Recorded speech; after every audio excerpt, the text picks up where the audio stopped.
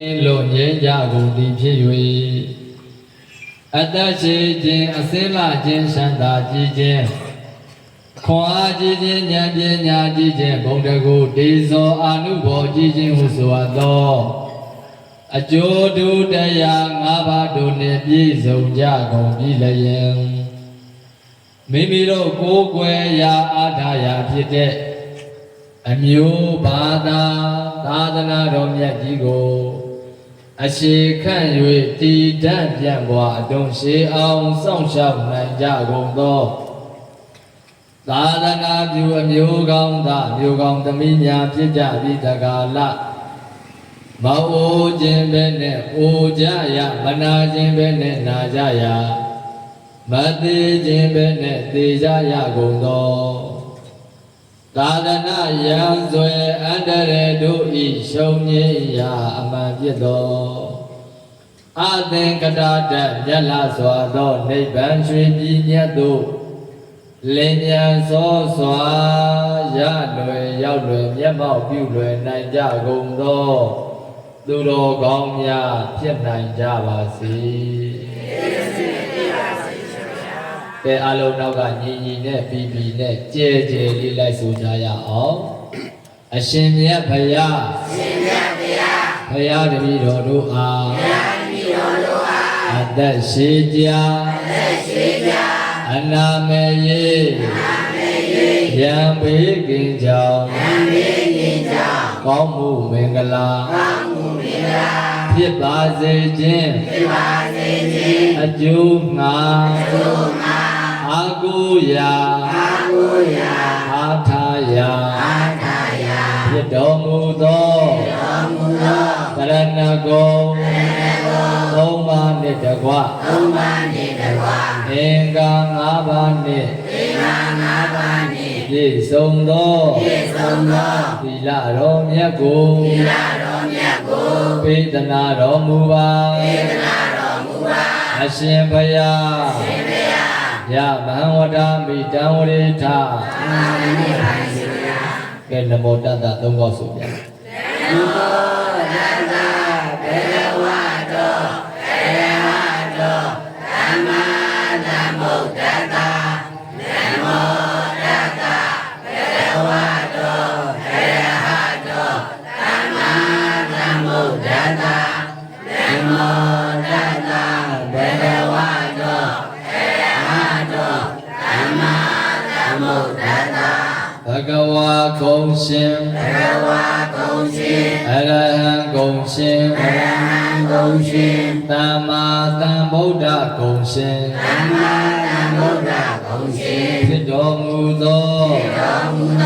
သဗ္ဗညုတာညာနာသခင်ဘုရားရှင်အားမျိုးသိမြတ်တို့လက်ဆုံးမိုး၍ရှ िख ိုးပူဇော်ဘုမြောမန်လျှော့ကြောပါဤအရှင်ဘုရားကဲတရဏဂုံသုံးပါးဆိုဗျာဘုရားတရဏဂုံသာမိဓမ္မံတရဏဂိသာမိသံဃံတရဏဂိသာမိဒုတိယပိဗုဒ္ဓံတရဏဂိသာမိဒုတိယပိဓမ္မံတရဏဂိသာမိဒုတိယပိသံဃံတရဏဂိသာမိတတိယပိဗုဒ္ဓံတရဏဂိသာမိတတိယပိဓမ္မံတရဏဂိသာမိတတိယပိသံဃံတရဏဂိသာမိဗုဒ္ဓဖယားဘုံကိုပွားနှလုံးသားဖယားတေပါ၏ဓမ္မတရားဘုံကိုပွားနှလုံးသားတရားတေပါ၏သံဃာအမြဘုံကိုပွားနှလုံးသားသံဃာတေပါ၏တိတရဏကမ္မနံပရိပုံဏံပါ နာတိပါဒာဝရမဏိတိခာပဒံသမာဓိယာမိ ပါဏာတိပါဒာဝေရမိသိခာပရံသမာရိယာမိ သူအတ္တလေ ဝေဇလေ မတ္တဖေ သတ္တေ အမြဲရှောင်ကျင်ပါမည်ဖျာ သေသောသေမမိဗျာ အဒိဏဒါနာဝရမဏိတိခာပဒံသမာဓိယာမိ အာရိနာဒါနာဝေရမိသိခာပရံသမာရိယာမိ သူဥစ္စာလေ သုဇာလေ အခုပဲ ကိုယ်ပဲ အမြဲရှောင်ကျင်ပါမည်ဖျာ သေသောသေမမိဗျာ ကာမေတုမိစ္ဆာစာရာဝရမဏိတိခာပဒံသမာဓိယာမိ ကာမေတုမိစ္ဆာသာရာဝေရမိသိခာပရံသမာရိယာမိ ကာမဂုဏ်လေ အမကုံလေ မမပဲအမြဲရှောင်ကျင်ပါမည်ဖျာ သေသောသေမမိဗျာ မုတာဝါဒာဝရမဏိတိခာပရံသမာဓိယာမိ ဘုရားဝါဒဝေရမိသိခာပရံသမာရိယာမိ လိညာ၍လေ ပညာ၍လေ မပြောပဲ ပြောပဲ အမြဲရှောင်ကျင်ပါမည်ဖျာ သေသောသေမမိဗျာ ဒုရာမေရယမိစ္ဆပမာဒဋ္ဌာနာဝရမဏိတိခာပရံသမာဓိယာမိ ဘုရားဝေရယမစ္ဆမာရဌာနာဝေရမိသိခာပရံသမာရိယာမိ တေအယလေ ရဲ့လေ မသုံးဆွဲ သုံးဆွဲ အမြဲရှောင်ကျင်ပါမည်ဖျာ သေသောသေမမိဗျာ ဣဒံမေပုံညံ ဉာဏိပုံညာ ဘောဓိညာဏတ္တ ဝရိညာဏတ နိဗ္ဗာနတ္တ အိဗာနတ ပစ္စယော ပစ္စယော ဟောတု ဟောတု ဤကောင်းမှုကံ ဤကောင်းမှုကံ ဘောဓိညာဏ် ဟောရိညာ ဧကံရပါစေ ဧကံရပါစေ ဤကောင်းမှုကံ ဤကောင်းမှုကံ ဘောဓိညာဏ် ဟောရိညာ ဧကံရပါစေ ဧကံရပါစေ အလူပေးအလူကံ လူလေးလူနာ ယုံနဲ့နံ ယုတ်နေနာ အမှန်မမြဲပါ အမှန်မမြဲပါ လူယံသမုတ် လူယံသမုတ် ဝိတုယုတ် ဝေတုယ အဟုတ်မမြဲပါ ဟုတ်မမြဲပါ ယုံနံအနိစ္စ ယုံနာနေသ ယုံနံဒုက္ခ ယုံနာဒုက္ခ ယုံနံအနတ္တပါဖယာ ယုံနာလတ္တပါဗျာ အလူပေးအလူကံ လူလေးလူနာ ယုံနဲ့နံ ယုတ်နေနာ အမှန်မမြဲပါ အမှန်မမြဲပါ လူယံသမုတ် လူယံသမုတ် ဝိတုယုတ် ဝေတုယ အဟုတ်မမြဲပါ ဟုတ်မမြဲပါ ယုံနံအနိစ္စ ယုံနာနေသ ယုံနံဒုက္ခ ယုံနာဒုက္ခ ယုံနံအနတ္တပါဖယာ ယုံနာလတ္တပါဗျာ အာတိမတိ အာဒီမလေ နေရပေ၍ ဒေယပေ၍ စိန်တေထွတ်ထာ စိန်နေတုထာ မြတ်ဖယာဤ ယဗယာဤ တရားတန်ခါ တရားတန်ခါ ကိုယ်ွယ်ရာကို ကိုယ်ဝေယာကို မကွာနေည မကွာနေညာ စီကယ စီကယ မြတ်လပေစွာ ယလာပေစွာ မြတ်ပေစွာ ယပေစွာ ငါသည်မသိ အာဒီမတေ နေရပေ ဒေယပေ၍ ၍စိန်တေထွတ်ထာ စိန်နေတုထာ မြတ်ဖယာဤ ယဗယာဤ တရားတန်ခါ တရားတန်ခါ ကိုယ်ွယ်ရာကို ကိုယ်ဝေယာကို မကွာနေည မကွာနေညာ စီကယ စီကယ မြတ်လပေစွာ ယလာပေစွာ မြတ်ပေစွာ ယပေစွာ သာတဝောနှလုံးပြော့ပြောင်းသူတော်ကောင်းအပေါင်းတို့တုံးမေတင်တို့သည်တိတရဏိနသုံးပါးအစုံမြတ်တရဏဂုံနှင့်သဟတကွာပင်စင်ကသီလံအင်္ဂါ၅တန်နှင့်ပြည့်စုံသောသီလတော်မြတ်ကိုအပ္ပမဒေနမမိတ်မလယောမပော့မဆထတန်သောလုံလဝိရိယသတိတရားတို့ဖြင့်သဗ္ဗကိစ္စဤအလုံးစုံကုန်သောပြုဝဲကိစ္စမှန်သမျှတို့ကို သဗ္ဗကိစ္စနိဒါနသီလဘာဝနာဆိုတဲ့ကောင်းမှုတရားတွေကိုဘာဝေယထာတဆင့်တဆင့်မြင့်တဲ့မြင့်အောင်မလင့်ပုံသေးကြိုးစားပွားများအားထုတ်နိုင်ကြပါစေကုန်သတည်း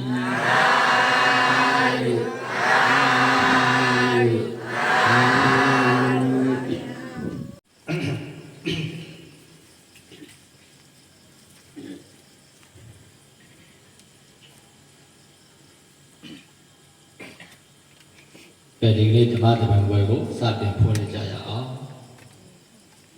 ဒီနေ့သာသနာတော်နှစ်2588ခုဝဇ္ဇတုရေ1386ခုနှစ်တပေါင်းလာပြည့်ကျော်10ရက်နေ့ကောင်းမြတ်တဲ့မင်္ဂလာရှိတဲ့နေ့ထူးနေ့မြတ်ညချမ်းချိန်ခါကာလသမယမှာအနန္တောနန္ဒ5ပါးဥထိတ်ထားလျက်လက်ဖက်မိဘများအမှုထား၍ဘယ်ကိုယ်တိုင်းဒေသကြီးရေသာရှိမြို့နယ်တာကရမြို့စင်စုရပ်ကွက်နေအလုဒါယကကိုနေလင်းထွေးအလုဒါယကမနွယ်ဝင်းမိသားစုတို့ကမိမိတို့ရဲ့သားရတနာများအားသာသနာပေါင်းဖို့သွတ်သွင်းရှိမြောက်ခြင်းသာသနာအမွေခံယူပွဲစေရင်ကျင့်ပကြရာအချိန်ခါကာလသမယမှာအလူအောင်ပွဲဓမ္မသဘင်ပွဲဖြစ်တဲ့ဒီနေ့စင်စုရက်ွက်နေသာသနာဒါယကာကြီးဦးလာပြုံးသာသနာမိခင်ကြီးဒေါ်စန်းမြင့်မိသားစုတို့၏နေအိမ်ကြီးဟာမန္တအတွင်း၌ညဦးရန်ဓမ္မသဘင်ပွဲတရားအလူတော်ကိုဒီကနေ့ပေးလူကြတယ်အဲ့တော့လူရှင်လူမများနဲ့တကွတရားပွဲအားကဲကရောက်လာကြတဲ့တရားနာပရိသတ်အပေါင်းသူတော်ကောင်းတို့တွေယနေ့ညဟောနာကြည်ညိုကြမယ်တရားရဲ့ခေါင်းစဉ်ကအရေး3ပါးအလေးထားတရားတော်တရားခေါင်းစဉ်လေးဦးစင်းပြန်ပြောပါမယ်အရေး3ပါးအလေးထားတရားတော်အားလုံးပြောကြည့်ပါဦးအရေး3ပါးအလေးထားတရားတော်ပါဗျာအားလုံးပြန်ပြောပါဦးအရေး3ပါးအလေးထားတရားတော်ပါဗျာအေးအရေး3ပါးအလေးထားအဲ့တော့တရားနာယူတော့မယ်လို့မိမိတို့အာယုံယူပြီးတော့အာယုံတစ်ပါးစိတ်မသွားဘဲနဲ့မိမိတို့ရဲ့စိတ်တွေကိုအေးချမ်းနဲ့တရားတော်ကိုနာယူကြည်ညိုကြရအောင်။ဘာကြောင့်လဲဆိုတော့ဦးဇင်းတို့ဒီကရကမတို့ရဲ့စိတ်တွေဟာမြောက်စိတ်တွေလိုပဲတဲ့။ဘာစိတ်တွေတော့မြောက်စိတ်တွေပါဗျာ။မြောက်စိတ်ဆိုဘယ်လိုစိတ်။ဟမ်။ဘယ်ရောက်ဒီရောက်။ဘုပေါက်ဒီပေါက်။ဟုတ်တယ်မဟုတ်လား။ဦးဇင်းတို့ဒီကရကမတို့ရဲ့စိတ်တွေကမြောက်စိတ်တွေလိုပဲ။ဘာစိတ်တွေတော့မြောက်စိတ်တွေပါဗျာ။အဲမြောက်တွေကြီးကြီးပါလား။ဘယ်နှခါအငြိမ့်နေလို့နေဘူး။ကျောင်းမှာမြောက်တွေရှိလားကြည့်ဟုတ်လားဒီတိုင်းတာငြိမ်ကုန်မငြိမ်တာအဲ့ဒီလိုပဲတဲ့မိုးလင်းကနေမိုးရှုပ်တဲ့အကြည့်ဦးသိန်းတို့တွေကမတို့ရဲ့စိတ်တွေဟာလည်းပဲမြောက်စိတ်တွေလိုပဲမငြိမ်ဘူးရောက်ရက်ခတ်နေတာဟုတ်လားမှန်ပါဗျာဘာကြောင့်လို့ဆိုတော့ဦးသိန်းတို့မှာကရာဝါသောဘဟုကိစ္စလူပေါင်းလူလောကဆိုအလုံးမများဘူးလားများပါရဲ့ဗျာဟောလူလောကတည်းများလာလားဆိုတော့ဘုန်းကြီးလောကလည်းများပါမနေ့ကဆိုဦးစင်းဆိုဒီကမာကြီးဒေါ်လာပြောဒကာကြီးဥလာပြောဘောလားပါဘူးဒီမိုင်းဒေါ်လာပြောဘောလားအဲ့ရှင်မကြောက်လို့လားဒကာကြီးဥလာပြောဟုတ်လားဒကာမကြီးဒေါ်ဆန်းဝေးဒေါ်ဆန်းအေးဒေါ်ဆန်းပြင်းတို့အလှူကိုမနေ့ကဆိုဦးစင်းမလာလဲအောင်မကြွနိုင်ရဟုတ်လားကြွမယ်တော့အဲ့တယောက်ပြီးတယောက်ဆိုဒီမကြွနိုင်ရဒါကြောင့်ဦးဇင်းတို့ရဲ့စိတ်တွေကမြောက်စိတ်တွေလိုပဲတဲ့ကနာမငြိမ်ဘူးဘာမှဖြစ်ဘူးလို့ကနာမငြိမ်ပါဘူးဗျာကနာမငြိမ်တဲ့အတွက်တို့တွေတရားနာတော့မယ်လို့ဆုံးဖြတ်ချက်ချလိုက်တာနဲ့တပြိုင်တည်းဘယ်မှအာယုံမရောက်စေနဲ့အိမ်ုံလည်းအာယုံမရောက်နဲ့အိမ်ကစိတ်ချပါမလားရောက်ပါဗျာဟုတ်လားအိမ်လည်းပါတော့အာယုံမရောက်နဲ့ တရားနာရင်နဲ့သေသွားရင်ပိုမကောင်းဘူးလားကောင်းပါရဲ့ဗျာကိုသေခြင်းသေပါစေတရားဟောတဲ့ဘုရားတရားဟောရင်နဲ့သေခြင်းသေပါစေမကောင်းဘူးလားကောင်းပါရဲ့ဗျာကောင်းတယ်ဒီလိုတော့မကြိုက်သေးဘူးလား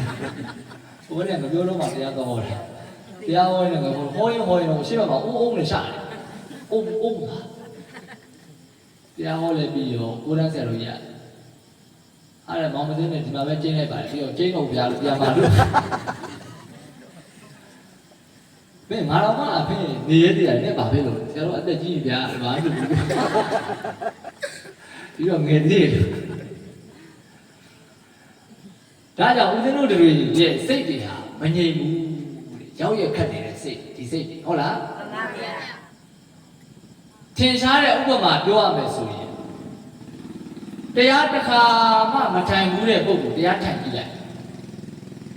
စိတ်တွေငြိမ်ပါမလားငြိမ်ပါဘူးဗျာဘာလို့လဲဒီစိတ်တွေကတောင်းတင်းဟိုတွေးဒီတွေ၆တွေးနေတဲ့စိတ်တွေလေအဲ့တော့တရားလေးငြိမ်ပြီးတော့ထိုင်ကြည့်လိုက်9မိနစ်လောက်ကိုကြာကြီးထင်နေတာမထင်ဘူးလားထင်ပါတယ်ဗျာတစ်ခါမှမထိုင်ဘူးအလေးကျင့်မရှိဘူးဆိုရင်လေမှန်ပါဗျာအဲ့ဒါငြိမ်လို့လားမငြိမ်လို့လားငြိမ်လို့ပါဗျာတမာတိရှိလို့လားတမာတိမရှိလို့လားတမာတိမရှိလို့ပါဗျာတနည်းပြောရင်စာလိုပြောတော့ဥဒိစ္စစိတ်ကပြန့်လွင့်နေတာဟုတ်လားအဲ့တော့စိတ်ကမတရားညံတယ်တဲ့မြတ်စွာဘုရားဒါကြောင့်ဦးဇင်းတို့ကာယကံဝစီကံမနောကံဆိုတဲ့ကံဘယ်နှပါးရှိလို့၃ပါးပါဗျာကာယကံဝစီကံမနောကံဆိုတဲ့ကံ၃ပါးထဲမှာအပြစ်အနေနဲ့ပြောပါဆိုရင်မနောကံဆိုတဲ့အဖြစ်ကအကြီးဆုံးပဲ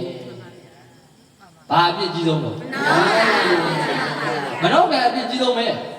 စိတ်ကနေကြံစီပြီးကမှတစုံတရာကိုလုပ်တာလေ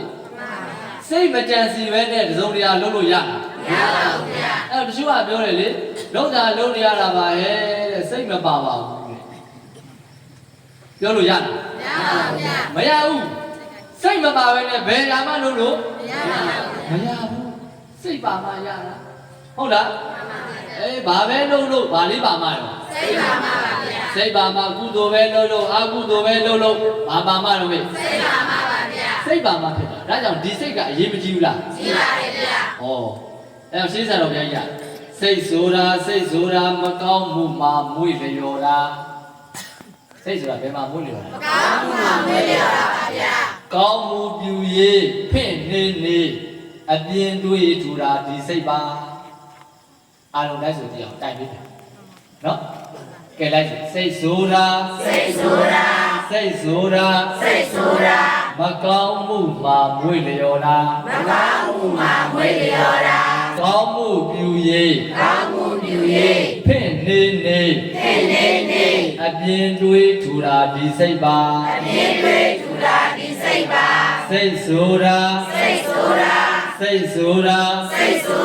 မကောင်းမှုမှာမွေ့လျော်တာ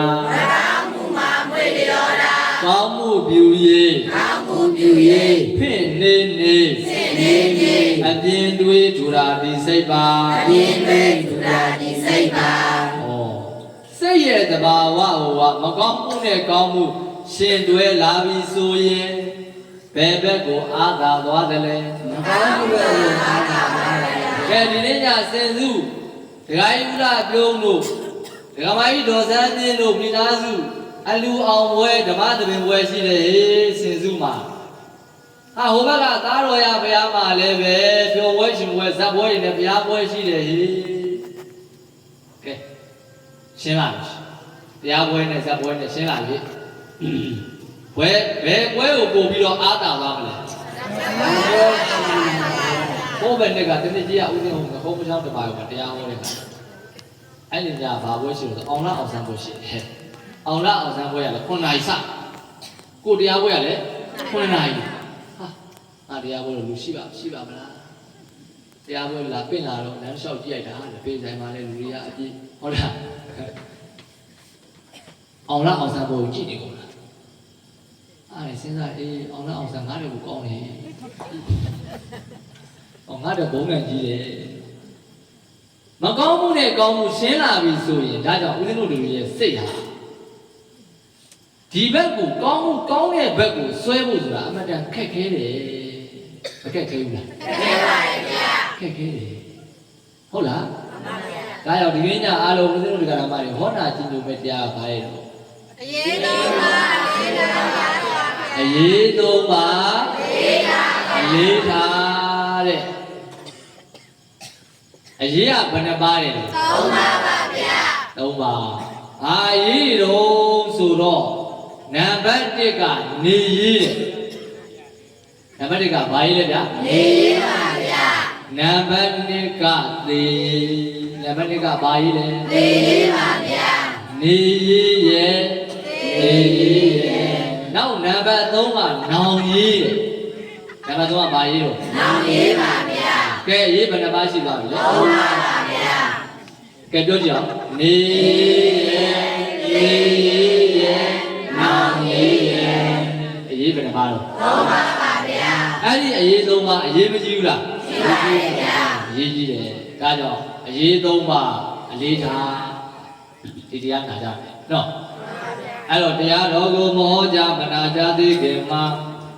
တရားပိုင်ရှင်ဖြစ်တော်မူသောသုံးလောကဒုတာတပ်ပင်ညုမြတ်စွာဘုရားကိုအလုံးကိုစီလက်အုပ်ရှိ၍အာယုံယူကပူဇော်ကြောလိုက်ကြရအောင်ဩနမောတေဝိစေတုံမေဇယာတောဒရတောဇယံနတ္ထာထံဗံသဗ္ဗတံတံကရမေဇယမင်္ဂလံဩအန္တရကိယံဆွေရှိ၍ကောင်းခြင်းစင်ကမရှင်သာတဖြင့်မင်္ဂလာအစစ်ကြီးဖြစ်ပါ၏နတ္ထထံဗံထောက်ပံ့မိလူကူညီမိနဲ့ရံပဝဲရာမြမလည်းမရှိပါပဲသဗ္ဗတံတံကိုနေရှိမပြတ်တသိမ့်ထွက်ဖို့ငြိမ့်သက်ဝိဖြူအေးအေးလူလူသာလည်းဇယာတော်ပါရမီဆက်ဟုံလက်နဲ့ဆုံးဖြင့်ဇက်ကုံမလွယ်ပွဲတိုင်းပဲရှောင်းနှွဲတိုင်းပဲအောင်တော်မူပေးထသောဇယန္တရာတော်အောင်ရာစီကအောင်နီလန်၌မိညာမလေးအတေအစံတစ်ကဏံကမဆ၍ပြောပန်းရအောင်လဲလမ်းပြပေးသနာတော်မူပေးထသောတေတဝမကရောင်လဲရအုပ်ဆောင်ပြန်မှာအောင်လဲဆွင့်ဆွင့်လွတ်တလူလူအောင်တော်မူမြတ်စွာဘုရားအားမေမအောင်သေးခင်အောင်ကြွေတင်၍အောင်မြင်ရညောတတိတော်အားမေအမကံမအောင်သေးခင်အောင်ကြွေတင်၍အောင်မြင်ရညောအလုဒါယကအလုဒါယကမအပေါင်းသူတော်ကောင်းတို့နှင့်တကွတရားပွဲသို့အာခေကရောက်လာကြကုန်သောတရားနာပရိသတ်အပေါင်းသူတော်ကောင်းတို့အားဝိစေတုံမချောင်ခပင်းအခေါင်နှင်း၍အောင်ခြင်းကြီးအောင်ပါရခြင်းအကျိုးငါနမောအောင်ခဲ့သည်တကိုယ်ကုန်ကိုအမျိုးစုံမှန်းစား၍တန်တရှင်ခိုးပါ၏ဖျားမေမအောင်သေးခင်အောင်ကြွေတင်၍အောင်မြင်ရမျောတပိတော်အားမေအမကံ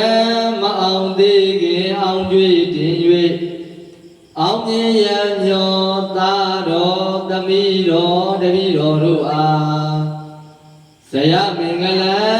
အောင်ရအတိတ်အောင်နမိတ်ဖြင့်အောင်ဘိတ်သိမ့်သွင်းအောင်ဟိတ်ခြင်း၍အောင်ခြင်းစင်ကမင်္ဂလာကိုကရကရုံတု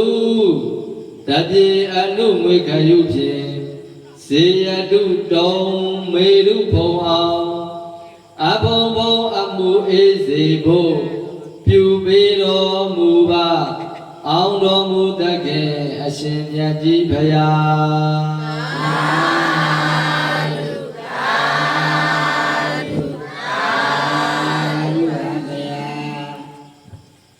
တရားပန်ရှင်ဖြစ်တော်မူတဲ့သုံးလောကထူထာတပ်ပင်ယူမြတ်စွာဘုရားကိုအာလုံးကိုစီလက်အုပ်ရှိပြီးတော့အာယုံယူကပူဇော်ကြော့ပြီးတဲ့နောက်မှာအနန္တစัจ java လာအတွင်းမှာရှိကြကုန်သောအနန္တတတ္တဝါတွေဒုက္ခရောက်နေကြတဲ့ပုဂ္ဂိုလ်တွေဒုက္ခခတ်သိမ်းနေမှအမြန်ဆုံးကင်းကျင်ကြပါစေ ဘေးရန်ရောက်နေကြတဲ့ပုဂ္ဂိုလ်တွေဘေးရန်ခတ်သိမ်းတွေမှကင်းငြိမ်းကြပါစေလို့အာယုံပြုပြီးတော့မိမိတို့တွေမေတ္တာဓာတ်တွေပို့လွှတ်ကြရအောင်မေတ္တာပို့စာပိုက်ကလေးတွေဦးစင်းကတိုင်ပေးမယ်အလုံးနောက်ကနေညညာပြပြလိုက်လဲလဲမေတ္တာပို့ကြရအောင်လုံးစုံများစွာတတဝါချမ်းသာကိုယ်စိတ်မြဲပါစေလုံးစုံများစွာတတဝါချမ်းသာကိုယ်စိတ်မြဲပါစေဒုက္ခရောက်သူများကိုလူဒုက္ခခတ်သိမ်းငြိမ်းပါစေဘေးရန်ရောက်သူ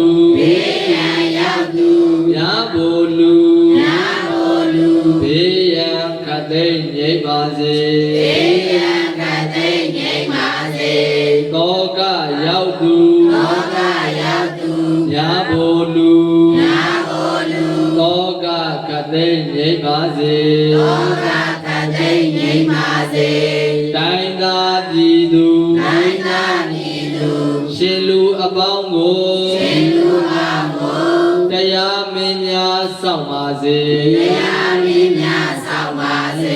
တိုင်းသာပြည်သူရှင်လူအပေါင်းကိုတရားမင်းများဆောင်ပါစေရွာဖို့တင့်ရာချိန်ကာလမှာကောင်းစွာရွှေမိုးရွာပါစေရွာဖို့တင့်ရာချိန်ကာလမှာကောင်းစွာရွှေမိုးရွာပါစေစုမွန်လေးချက်ပန်းစင်လျက်မပြတ်ပြည့်ပါစေဤသို့ပြုရာမြတ်ပုံညကြောင့်ဘဝနောင်ခါသန္တရာ၌အညာအကျိုးရွတ်တဲ့ဘုရားအမျိုးဘာသာသာသနာအတွက်စေတနာရှိစွမ်းအားပြည့်ပြည့်ပြုမိပုဂ္ဂိုလ်ဖြစ်ရပါလို့ဤသာသနာသသလောကတာဟုတ်ဒီဘဝတုသဗ္ဗတာသာသနာပိဇာလောကိသဒေဝရခန္တုသဗ္ဗတာ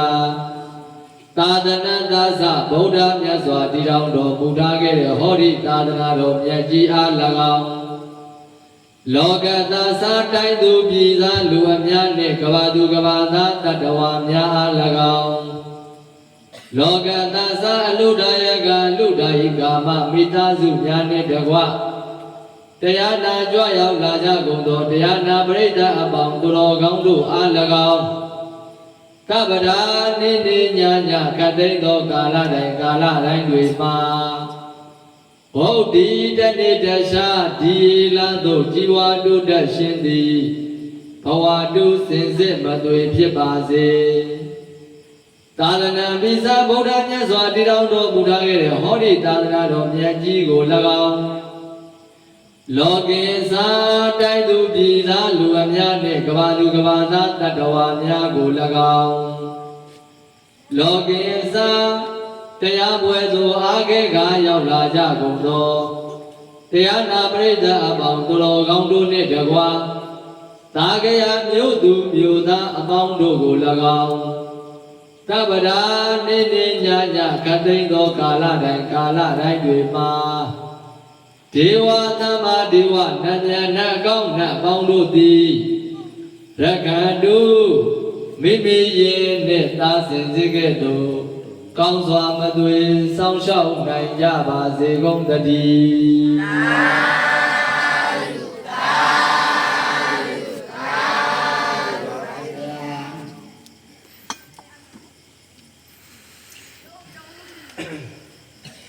ကဲမိမိတို့မြတ်တာတဲ့အိယာပုံနဲ့တရားတော်ကိုနိုင်ကြည်ညိုမှတ်သားလို့ရပါပြီတရားပွဲစားတော့မယ်ဆိုတော့၈နာရီဘိုးပဲမြင့်လို့ပါအဲ့တော့အားလုံး1နာရီလောက်တော့တရားနာကြတာပေါ့1နာရီလောက်တော့1နာရီလောက်ပါဗျာကောင်းလားကောင်းပါဗျာ1နာရီလောက်ပေါ့ကောင်းပါဗျာ3နာရီလောက်ပေါ့အေးကောင်းပါကိုရှိမှရောက်တဲ့ချိန်တော့ကိုရှိမှရောက်တဲ့ချိန်ကိုပိုင်တယ်ဟုတ်လားကိုပြန်မှပြန်ပါလေတရားပွဲလည်းပြီးတော့လေတန်းသွားပေါ့တရားကောင်းစဉ်ကအားလုံးပါတယ်တော့အေးဒီကဓမ္မနဲ့ဒီဘုန်းကြီးနဲ့ဆိုတော့ဒါအများနဲ့တွေ့နေမြင်နေကြားနေကြတဲ့ဆရာတပည့်တွေဟုတ်လားမှန်ပါဗျာအဲ့တော့ပုံမွေလင်းလင်းအာရပါရတရားတော်ကိုနာယူလို့မရဘူးလားရပါတယ်ဗျာရပြီဟုတ်လားမေးရင်လည်းမဖြစ်ရဘူးလားဖြစ်ရမှာလားဖြစ်ရမှာပါဗျာအဲ့ရှင်လည်းမအေးရဘူးလားအေးရမှာလားအေးရပါဗျာအေးရပါဟိုဒီပါကောင်းပါအေးအဲ့တော့ဒီနေ့ညဟာအလူအောင်ပွဲကိုအကြောင်းပြုပြီးတော့တရားပွဲထည့်တာဘာအောင်ပွဲလဲအလူအောင်ပွဲပါဗျာအလူကလည်းတခြားအလူမဟုတ်ဘူးတဲ့ရှင်ပြုအလူဘာလူလဲဗျရှင်ပြုအလူပါဗျာအားလုံးဦးဇင်းတို့တရားဓမ္မတွေနားလည်အောင်ရှင်ပြုအလူလေးကိုရှေ့ပိုင်းမှာဦးဇင်းနည်းနည်းပြောပါမယ်ဦးဇင်းတို့မြန်မာနိုင်ငံမှာဗုဒ္ဓဘာသာမြန်မာလူမျိုးတွေမိမိတို့မှာသားရတနာလေးရလာပြီဆိုရင်အဲ့ဒီသားလေးကိုရှင်ပြုဖို့အားမခဲကြဘူးလားအားခဲကြတယ်အားခဲပါတယ်ဗျာဒီရွယ်ချက်တွေမထားဘူးလားထားလားထားပါတယ်ဗျာဩဘေးလေးဘိုးလေးဘွားလေးနှလုံးမမိတ်ခင်မှာဒီသားလေးတွေဒီမြေးလေးတွေကိုရှင်ပြုမယ်ဆိုပြီးတော့အားမခဲကြဘူးလားအားခဲနံပါတ်1ကသင်္ကန်းဝတ်ပေးခြင်းနံပါတ်1ကဘာလဲသင်္ကန်းဝတ်ပေးခြင်းပါဗျာဟောနံပါတ်3ကတရဏဂုံ3ပါးကိုပိပိတတရွတ်ဆိုတတ်ရှင်နံပါတ်3ကဘာလဲတော့တရဏဂုံ3ပါးကိုပိပိတတရွတ်ဆိုတတ်ရှင်ပါဗျာအေးဘယ်နှချက်လဲလား3ချက်ပါဗျာနံပါတ်1ကခေါင်းရည်ရှင်နံပါတ်2ကသင်္ကန်းဝတ်ပေးခြင်းနံပါတ်3ကတရဏဂုံ3ပါးကိုပိပိတတရွတ်ဆိုတတ်ရှင်ဘယ်နှချက်လဲ3ချက်ပါဗျာအဲ့ဒီ3ချက်ညီရင်အဲ့ဒါရှင်ပြုတာပဲအဲ့ဒီ3ချက်ညီရင်အဲ့ဒါမဟုတ်တာတော့ရှင်ပြုတာပါဗျာ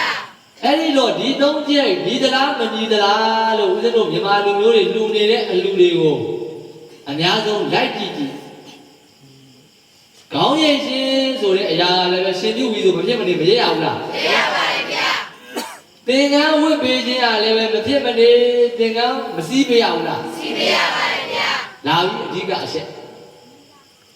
တရဏဂုံ3ပါးကိုပိပိတတရွတ်ဆိုတတ်ခြင်းဆိုတဲ့အချက်ပါတော်တော်အရေးကြီးသွားတယ်တချို့ဒကာဒကာမတွေကမသိဘူးကလေးလေးတွေအရွယ်မရောက်သေးဘူးသင်္ကန်းဝတ်ပေးခြင်းအဲ့ဒီကလေးပေါက်စားတွေကဒီတရဏဂုံ3ပါးကိုပိပိတတရွတ်ဆိုတတ်ပါလားမရွတ်ဆိုတတ်ဘူးတရဏဂုံ3ပါးမှာပိပိတတမရွတ်ဆိုတတ်ဘူးဆိုရင်အဲ့ဒီကလေးဟာကိုရင်ဖြစ်ပါမလားမဖြစ်ပါဘူးဗျာဒါကြောင့်ရှင်းဆရာတော်ဘုရားကြီးကပြောတာကိုရင်မဖြစ်ဘဲနဲ့အဲ့ဒီကလေးကိုဒကာဒကာမတွေကဥရိချမယ်ကြီးညိုမယ်ကိုးကွယ်မယ်ဆိုရင်အဲ့ဒီကလေးမှာအပြစ်မများဘူးလားများလားများပါတယ်ဗျာရေနစ်တတ်တာကမှတုံးမယ်တဲ့နော်ဒီမိုင်းနော်ဒါလေးသိထားဖို့လိုတယ်နော်တချို့ကနားမလဲဘူးအပြောနဲ့လောက်တာအဲ့တော့အဓိကဦးစင်းပြောချင်တာက10နှစ်9နှစ်10နှစ်9နှစ်အဲ့ဒီအရွယ်လောက်ပါရှင်းပြတာကောင်းတယ်အဖိုးတွေဘွားတွေကအချိန်တွေမကောင်းလို့အသက်ကြီးပြီမို့လို့ကျမရေးမကောင်းလို့ရှင်းပြခြင်းလားကုသိုလ်ရတယ်လားမရတယ်လားမစမ်းသဘောပေါက်လားမှန်ပါတယ်ဗျာဒါလေးတော့ဒါလေးသတိထားစရာဦးဇင်းတို့တရားမိုင်းဒါမြန်မာနိုင်ငံမှာအလူတိုင်းမှာဦးဇင်းကြုံနေတာကလေးလေးတွေသင်္ကန်းကလည်းမနိုင်ဘူးမိုးဒီပတ်ဒီနဲ့ဟုတ်လားနောက်မှတို့တွဲလောင်းတဲ့ အမိုက်မှန်တယ်အကုန်သိမ်းသွားတာဟုတ်လားအဲ့တော့ဒီကလေးလေးဟာကိုရင်မဖြစ်ဘူးဆိုရင်ကိုရင်ဖြစ်ပြီဆိုပြီးတော့အမေရိဖေတွေရခဲ့ရှင်ခုံးလားရှင်ခုံးပါရှင်ခုံးပါဗျာပြီးအဲ့ပါတကယ်ကျေးဇူးကြီးတဲ့မိဘတွေကအနန္တောနန္ဒ၅ပါးထဲမှာပါတဲ့မိဘတွေဆရာသမားတွေကကိုရင်လေးပါဆိုပြီးတော့ရှင်ခိုးတယ်ဒီဘက်တစ်ဖက်မှာကိုရင်မဖြစ်ဘူးဆိုရင်ကဲအဲ့ဒီကိုရင်မှာအပြစ်မများဘူးလားများလားများပါတယ်ဗျာအဲ့ဒီကလေးမှာအပြစ်မကြီးဘူးလားကြီးလားကြီးပါတယ်ဗျာဒါကြောင့်ရှင်းစတော်ဘုရားကြီးကပြောတာကိုရင်မဖြစ်ဘဲနဲ့ရှင်ခိုးနေတာဘယ်လောက်အပြစ်ကြီးတော့ဆိုရင်ရေနှစ်တတ်တာကမှတော်ဘူးမယ်ဒီကလေးကိုအပြစ်မကြီးအောင်လုပ်နေပေါ့ကြဒါသတိထားနေရနော်ဒါကြောင့်ဦးဇင်းတို့တွေကိုရင်ဝစ်ပြီဆိုရင်ဒီတရဏဂုံ၃ပါးကိုလေဦးဇင်းတို့တွေကလည်း၅ပါးသီလစောင့်ပြီးသလိုဗုဒ္ဓံတရဏံကိစ္ဆာမိဓမ္မတရဏံကိစ္ဆာမိသံဃံတရဏံကိစ္ဆာမိနဲ့အဲ့လိုဆိုလို့မရဘူးကိုရင်ဖြစ်ဖို့ဆိုရင်ဒီတရဏဂုံ၃ပါးကထံတိုင်းကြကြ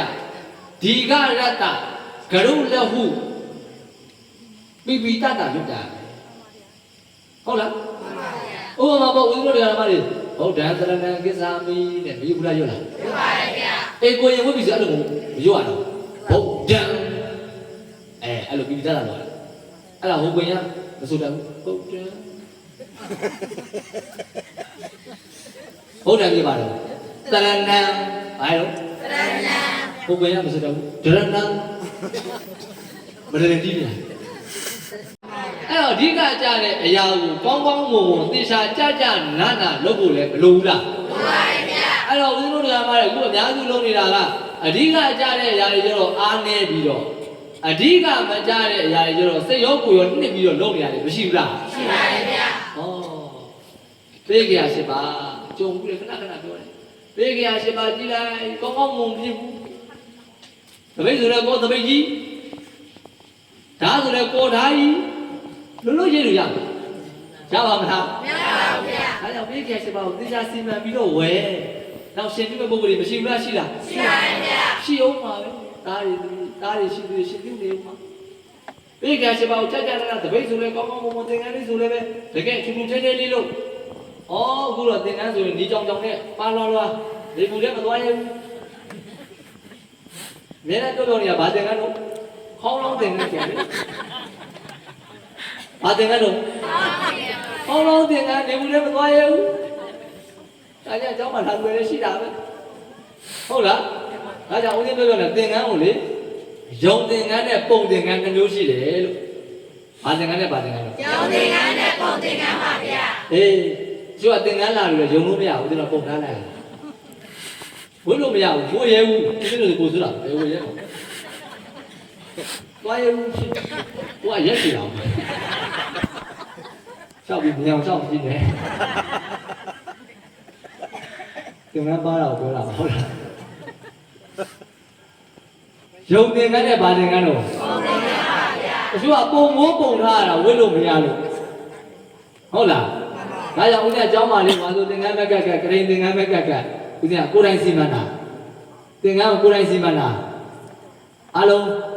စုပေါင်းပြီးတော့အစဉ်ပြေတဲ့ဝိလို့အစဉ်ပြေတဲ့သင်္ကန်းလေးကိုစီမံပြီးတော့လှူပေးတာဟုတ်လားဟောကိုယ်နေတန်ခါလေးအဲ့တော့စိတ်မချမ်းသာဘူးလားချမ်းသာစိတ်ချမ်းသာပါဗျာအဲ့တော့ကိုလှူတဲ့သင်္ကန်းကိုလှူတဲ့ပစ္စည်းဟာသုံးဆွဲမှကောင်းတာလားမသုံးဆွဲမှကောင်းတာလားသုံးဆွဲမှကောင်းတာပါဗျာဟောသုံးဆွဲတော့ကိုကျိုးမများဘူးလားများပါဗျာဒါကြောင့်ဘေးကြရ၈ပါးကိုလည်းပဲကောင်းကောင်းမွန်မွန်အစဉ်ပြေတဲ့အရာတွေကိုစီမံဖို့မလိုဘူးလားလိုပါရဲ့ဗျာဒါတတိထားစရာပဲဦးဇင်းတို့တရားဒါကြောင့်ရှင်ပြုတဲ့အခါမှာအချက်ဘယ်နှချက်ပဲလိုလို့၃ချက်ပါဗျာ၃ချက်နံပါတ်၁ကဘာရေးရှင်ဘာရေးရှင်ပါဗျာနံပါတ်၂ကဘာဝိရှင်သင်္ကန်းဝိရှင်ပါဗျာနံပါတ်၃ကဘာကိုပိပိတတဆိုတတ်ရှင်ဘယ်နှလုံး၃ပါးကိုပိပိတတဆိုတတ်ရှင်ပါဗျာဆိုတတ်ရှင်ဟုတ်လားအဲ့တော့ဒုသားလေးရှင်ပြုတော့မယ်ဆိုရင်ဒုသားလေးတဲ့ကိုသုံးပါယူတတ်ပြီလားမြို့တက်သေးဘူးလားဟဲ့ကိုယ့်ကိုစဉ်းစားရမယ်ဟုတ်လားဘယ်နည်းဦးစင်းကြောင်းမယ်စက်မှုဆောင်ကရှင်ပြုဖို့လာလျှောက်တယ်လူဖို့ဒီမကြီးတို့ကလေးဘယ်လောက်ရှိပြီလို့ဆို4နှစ်ဘယ်နှစ်တော့4နှစ်ပါဗျာရဘူးမရဘူးရှင်ပြရတဲ့သူကရတယ်ပြောတယ်ဦးစင်းကမရဘူးဘယ်လိုလုပ်ရွတ်တတ်မှာလဲကျောင်းမှာခေါ်ပြီးတပတ်တော့သင်လည်းမရဘူးကိုသာတက်ထွက်သွားမယ်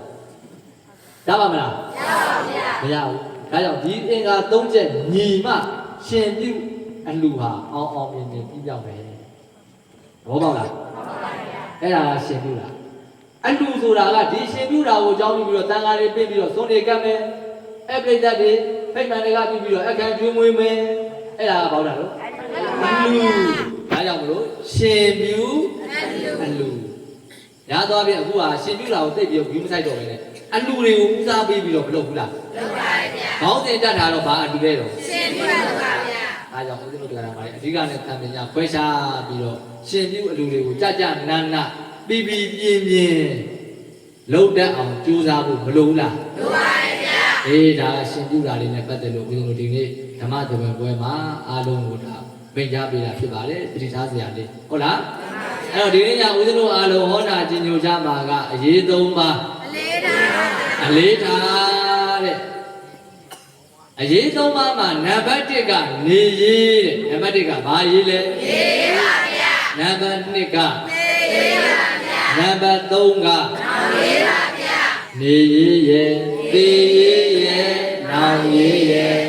ဒီရေး၃ပါးအရေးမကြီးဘူးလားကြီးပါရဲ့ဗျာအရေးကြီးတယ်ကဲအလုံးလိုက်စို့နေဖို့အရေးတို့အရေးသေဖို့အရေးတို့အရေးနောင်အရေးလဲတို့အရေးပဲဟောအခုမနေကြဘူးလားနေပြီးရင်ဦးဇင်းတို့တွေမသေးရဘူးလားမရပါဗျာသေပြီးပြီဆိုရင်နိဗ္ဗာန်မရသေးဘူးဆိုရင်နောင်အရေးဆိုတာမရှိဘူးလားရှိလားရှိပါတယ်ဗျာရှိတယ်အဲ့တော့ရခဲ့တဲ့လူဘဝကိုရနေတဲ့အချိန်မှာမြတ်စွာဘုရားကအင်္ဂုတ္တရနိကေအခဏသုတ်တံမှာဘာဟောထားတော့ဆိုတော့လူဘဝကိုရလာကြတဲ့ပုဂ္ဂိုလ်တွေတဲ့လူဘဝမှာတဖြည်းနဲ့ကိုယ့်ဘဝကိုအစင်တန်းမြင့်အောင်ကြိုးစားရမယ်ကိုယ့်ဘဝကိုဘာဖြစ်အောင်လို့အစင်တန်းမြင့်အောင်ကြိုးစားရပါမယ်ဗျာကိုယ့်ဘဝကိုမြင့်တဲ့မြင့်အောင်ကြိုးစားမှာလားမကြိုးစားမှာလားကြိုးစားမှာပါဗျာကဲကြိုးစားပြီဆိုရင်ပထမဦးဇင်းတို့တွေခုလူဘဝမှာမွေးလာကြပြီဘာလုပ်လာကြပြီလဲမွေးလာကြပါဗျာကဲမွေးပြီးရင်လူတိုင်းမသေးရဘူးလားသေးရပါဗျာမွေးခြင်းနဲ့တည်ခြင်းကြားထဲမှာအခုဘာလုပ်နေကြရလဲနေရပါဗျာအလုံးပြောဘာလုပ်နေကြရလဲနေရပါဗျာနေကြရတယ်နေတဲ့အခါမှာလည်းပဲမြတ်စွာဘုရားနေတဲ့ပုံကိုယ်တွေလူတိုင်းလူဘဝမှာမျိုးစုံနေကြတယ်တဲ့မျိုးစုံနေကြတယ်အဲ့တော့တို့တွေဘယ်လိုနေရမလဲလို့စဉ်းစားကြည့်တဲ့အခါကျတော့လူဘဝမှာတပြေးဦးဇင်းတို့တွေအစင်တန်းမြင့်အောင်နေရမယ်ဘယ်လိုနေရမလဲစင်တန်းမြင့်အောင်နေရပါမယ်ဗျာဘာတွေစင်တန်းမြင့်အောင်လို့ဆိုရင်စိတ်ဓာတ်တွေဘာတွေလဲဗျာစိတ်ဓာတ်တွေပါဗျာစိတ်ဓာတ်တွေအစင်တန်းမြင့်မအောင်စိတ်ဓာတ်တွေကောင်းတဲ့ကောင်းအောင်စိတ်ဓာတ်တွေမြင့်မားလာအောင်ကြိုးစားပြီးတော့နေဖို့မလိုဘူးလားလိုပါရဲ့ဗျာဒါဆိုရင်ကိုယ့်ဘဝအစင်တန်းမြင့်ဖို့ဆိုရင်ဒီမှာမြတ်စွာဘုရားကအချက်၃ချက်ပြောတယ်ဗျာအချက်ဘယ်နှချက်တော့၃ချက်ပါဗျာအားလုံးတရားပွဲကစပြီနော်ပတ်သားစရာလေးတွေလာပါပြီအချက်၃ချက်ကနံပါတ်1ကမြတ်စွာဘုရားကလူတိုင်းကိုယ့်ဘဝကိုစိတ်ဓာတ်တွေအစင်တန်းမြင့်ဖို့ဆိုရင်နံပါတ်1ကိုအကြောင်းကိုသိအောင်လို့အဲလိုကိုအကြောင်းကိုသိအောင်လို့ပါဗျာပြန်ပြောပါကိုအကြောင်းကိုသိအောင်လို့ပါဗျာကိုအကြောင်းကိုသိအောင်လုပ်ရမယ်တဲ့သူများကကိုအကြောင်းသိတယ်ဆိုတာအပေါ်ရမယ်ကိုကသူများအကြောင်းသိတယ်ဆိုတာလေပေါ်ရပါဗျာဘဒုအကြောင်းဘဒုအသိဆုံးကိုအကြောင်းကိုသိဆုံးပါဗျာအလုံးလိုက်ဆိုကိုကောင်းမကောင်းကိုအကြောင်းကိုကောင်းတဲ့ကသိပါ၏ကိုကောင်းမကောင်းကိုအကြောင်းကိုကောင်းတဲ့ကသိပါ၏ကိုကောင်းမကောင်းကိုအကြောင်းကိုကောင်းတဲ့ကသိပါ၏အားလုံးစုကိုကောင်းတဲ့က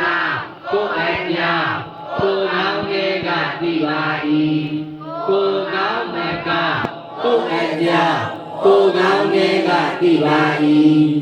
ကိုယ်ကောင်းတဲ့က ကိုယ်ကြောင့်ကိုယ်ကောင်းတဲ့ကသိပါ၏ ကိုယ်ကောင်းတယ်မကောင်းဘူးဆိုတာကိုယ်အကြောင်းကိုသူများအသိဆုံးလားကိုယ်အသိဆုံးလား ကိုယ်သိဆုံးပါဗျာ ဒါကြောင့်မြတ်စွာဘုရားရှင်ကိုရောမြတ်ကြီးကဘဝမှာစိတ်ဓာတ်တွေအစဉ်တန်းမြင်ခြင်းနဲ့စိတ်ဓာတ်တွေမြင်ပါခြင်းနဲ့စိတ်ဓာတ်တွေကောင်းခြင်းနဲ့ဆိုရင်ကိုယ်အကြောင်းကိုသိအောင်လုပ်ပါဘယ်သူအကြောင်းဘယ်သူသိအောင်လုပ် ကိုယ်ကြောင့်ကိုယ်သိအောင်လုပ်ပါဗျာ ကိုယ်အကြောင်းကိုသိလာပြီဆိုရင်နံပါတ်1ကကိုယ်ကိုပြုပြင်ပါကိုယ်ဘာလုပ်ပါ ပြုပြင်ပါဗျာ ကိုယ်အကြောင်းသိပြီဆိုရင်ငါဒီကောင်းသလားမကောင်းဘူးလားအကြောင်းဆိုးသလားအကြောင်းကောင်းသလားကိုဆင်ခြင်ဖို့မလိုဘူးလား ဟုတ်ပါတယ်ဗျာ အဲ့လိုကိုယ်အကြောင်းကိုသိလာပြီဆိုရင်ကိုဘာလုပ်မှာလဲပြုပြင်လိုက်ကိုဘာလုပ်မလဲ ပြုပြင်ပါဗျာ ပြုပြင်လိုက်တဲ့ကိုပြုပြင်ဖို့ဆိုရင်ဘာလိုအပ်တယ်လဲဆိုတော့ကိုမေးပါနံပါတ်3ကဘာလဲတော့ ကိုမေးပါဗျာ 73ကျတော့နံပါတ်3ကဘဒုမေးရမယ် ကိုမေးရပါဗျာ ကြပြောမယ်နံပါတ်1ကကိုယ်အကြောင်းကိုသိအောင်လုပ်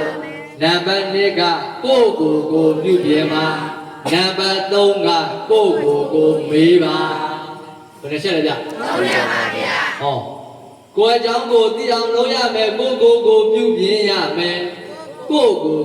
မေးရမယ်အဲ့တော့ကိုဘယ်လိုမေးမလဲဆိုတော့အချက်တစ်ချက်မေးရမယ်တဲ့အချက်ဘယ်နှချက်မေးရမယ် ဆက်ပါဗျာ တရားကိုမလုံးစင်နဲ့နော်ရှင်းရှင်းလင်းလင်းနာကိုဘာတော့မှာတော့ မေးရပါဗျာ ကိုဘယ်လိုမေးရမလဲဆိုတော့ငါဘာလဲလို့အရင်မေးဘာလို့ ငါပါလေလို့ရင်မေးရပါဗျာ ငါဘာလဲ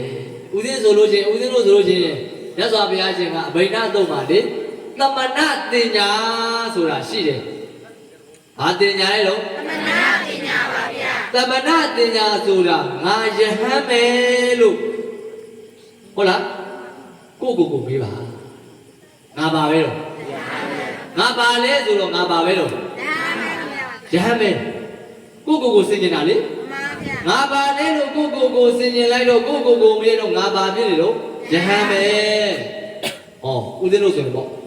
ဦးဇင်းတို့ဒကာမတွေဆိုရင်တော့မနုဿတင်ညာတဲ့ဘာတင်ညာလဲ မနုဿပညာပါဗျာ မနုဿတင်ညာဆိုတာကိုမေးလိုက်တော့ငါပါလဲလို့မေးတော့ငါလူပဲငါပါပဲတော့ကဲဦးဇင်းတို့ဆိုတော့ငါပါပဲတော့ယဟန်ပဲဦးဇင်းတို့ဒကာမတွေဆိုတော့ငါလူပဲအဲ့တော့ဦးဇင်းတို့ကျတော့ငါယဟန်ပဲလို့ကိုမကြဆင်ကျင်တဲ့ခါကျတော့မဟာကဏ္ဍရောဆရာတော်ဘုရားကြီးကယဟန်ဆိုတာယဟန်လိုနေယဟန်လိုသေမအနေလဲကောင်းအသေးလဲကောင်းပဲဟောယဟန်ဆိုတာဘလို့နေရမလဲငါယဟန်ပဲလို့ကိုစင်ကျင်လိုက်တဲ့ခါကျတော့ယဟန်ဆိုတာယဟန်လို့ဘလို့ရမှာလားယဟန်လို့ကတခြားလို့လားပရိယတ္တိပฏิပတ်တိလားပရိယတ္တိပฏิပတ်တိဆိုတဲ့သာသနာဒုရနှစ်ပြသာသနာမရှိဘူးလားရှိပါတယ်ဗျာဟောသာသနာဘယ်နေရရှိရလို့သုံးပြပရိယတ္တိသာသနာပฏิပတ်တိသာသနာပฏิဝေဒသာသနာသာသနာဘယ်နေရလဲသုံးရပါဗျာအဲ့ဒီသုံးရပါဦးဇင်းတို့ယဟန်တွေကဘယ်နေရထမ်းဆောင်မှာတော့ပရိယတ္တိသာသနာရဲ့ပฏิပတ်တိသာသနာရဲ့ဟုတ်လားပရိယတ္တိသာသနာဆိုတော့ကဲဦးဇင်းတို့ဒီနေ့ဦးဇင်းတို့ကြောင့်ပါသာသနာကြီးထောင်ပြီးတော့စာဝါဒီမပို့ချဘူးလားပို့ချပါတယ်စာပေတွေမသင်ကြားဘူးလားသင်ကြားပါတယ်အဲ့ဒါဘာသာသနာလို့ပရိယတ္တိသာသနာပါဗျာဟောအဲ့ဒီပရိယတ္တိသာသနာကိုအကြောင်းပြုပြီးတော့ဒီကိုရင်လေးတွေရှိမှာအခုဦးဇင်းတို့တရားဟောတယ်ဒါပရိယတ္တိသာသနာပဲဒါသင်ကြားနေတာပို့ချနေတာတရားတွေသင်ကြားနေတာတရားတွေပို့ချနေတာအဲ့ဒါဘာသာသနာလို့ပရိယတ္တိသာသနာပါဗျာပရိယတ္တိသာသနာအဲ့ဒီတရားတွေကိုနာကြားပြီးတော့သင်ကြားတဲ့အတိုင်းသိနိုင်မယ်ဆိုရင်အဲ့ဒါဘာသာသနာလဲပฏิပတ်တိသာသနာရှင်းလားဗျာရှင်းပါဗျာဒါကြောင့်ယဟန်ဆိုတာယဟန်လိုနေရမယ်ယဟန်လိုဘယ်လိုနေရမလို့ငါသွားရင်လည်းသွားလို့မရဘူးငါစားရင်လည်းစားလို့မရဘူးငါနေရင်ဒီလိုနေလို့မရဘူးယဟန်ဆိုတာဒကာဒကမတွေကြည်ညိုဝဲပြအောင်နေတိုင်းကျင့်သုံးရမယ်ဟော အဲ့ဒီတင်ညာလေးရှိတဲ့အခါကျတော့ကိုကိုကိုမပြုတ်ပြတတ်ဘူးလား ပြည့်ရပါတယ်ဗျာ ဟောပြုတ်ပြတတ်သွားပြီပြုတ်ပြတတ်သွားပြီအဲ့တော့ကိုဘဝအကြောင်းကိုကိုသိသွားပြီးတော့ကိုဖြစ်နေတဲ့ကိုနေနေတဲ့ဘဝမှာကိုကိုကိုပြုတ်ပြင်လိုက်တယ်ဆိုရင်မကောင်းဘူးလား ကောင်းပါတယ်ဗျာ ကဲဒါဆိုဦးဇင်းတို့တရားဓမ္မတွေဆိုတော့ကိုကိုကိုမေးလိုက်မယ်ငါပါလဲလို့မေးလိုက်တော့ဦးဇင်းတို့တရားဓမ္မတွေကဘာလဲလို့လူပဲဘာပဲလို့ဗျာ လူပါဗျာ ဟောလူဆိုတော့လူအလုပ်တွေမရှိဘူးလား ရှိပါတယ်ဗျာ အဲ့လူမှလည်းပဲမျိုးမျိုးရှိတယ်မိဘသားသမီးဆရာတပည့်အလုပ်ရှင်အလုပ်သမားမရှိဘူးလား ရှိပါတယ်ဗျာ ငါလူပဲလို့သိလိုက်တာနဲ့ဩငါမိဘပဲငါမိဘဆိုရင်မိဘဝတ္တရားမိဘတာဝန်မရှိဘူးလား ရှိပါတယ်ဗျာ ဦးဇင်းပြောနေကြတာဝန်ကြည်ရင်ကြက်တရေရှိတယ်တာဝန်ကြည်ရင်ပါရှိတယ် တည်းရှိပါတယ်ဗျာ ဟောဦးဇင်းတို့ဆရာတော်တွေတန်ဃာတော်တွေဆိုတဲ့ဆရာတော်တွေတန်ဃာတော်တွေသူတာဝန်တော့မရှိဘူးလား ရှိပါတယ်ဗျာ ဆရာတော်တွေသူတာဝန်သူကြည်ကြမယ်ဆိုရင်အဲ့ဆရာတော်တွေကြက်တရေမရှိဘူးလား ရှိပါတယ်ဗျာ မိဘကလည်းမိဘတာဝန်ကြည်မယ်ဆိုရင်ကြက်တရေမရှိဘူးလား ရှိပါတယ်ဗျာ သားသမီးတွေကလည်းသားသမီးတာဝန်ကြည်မယ်ဆိုရင်ကြက်တရေမရှိဘူးလား ရှိပါတယ်ဗျာ ဩကြည့်လေအခုများသောအားဖြင့်မိဘတွေသားသမီးတွေမိဘနဲ့သားသမီးနဲ့ရှင်လာပြီဆိုတော့သားသမီးတွေကသားသမီးတောင်းကြည်ပြွန်တာများလားကြည်မပြွန်တာများလားမကြည်ပြွန်တာများတယ်